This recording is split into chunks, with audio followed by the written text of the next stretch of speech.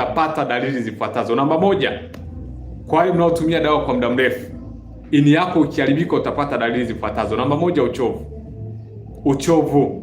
Utakuta hujafanya kazi yoyote, upo umetulia tu, yaani upo umetulia, hujafanya kazi yoyote, lakini ni mchovu kuliko. Ni kwa sababu ini yako inashindwa kuchuja sumu, ndio maana unapata uchovu. Dalili ya pili kuonesha ini yako imeanza kufeli, unakojoa mkojo mweusi kama Coca-Cola, unakojoa mkojo mweusi kama mkojo wenye rangi ya kahawia.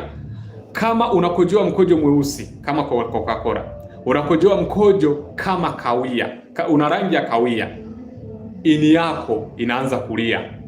Ini yako inaanza kukupa indicator kwamba kuna kitu hakiko sawa. Dalili namba tatu ya ini kufeli, kupata maumivu makali ya tumbo, kupata maumivu makali maumivu makali ya juu ya tumbo.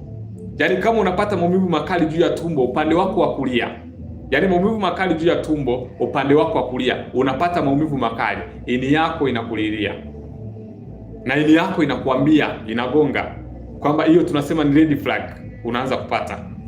Lakini pia unaona macho yako yanabadilika kuwa ya njano, mwili wako unabadilika pia kuwa njano, ni kwamba ini yako bado inagonga indicator kwamba kuna kitu hakiko sawa.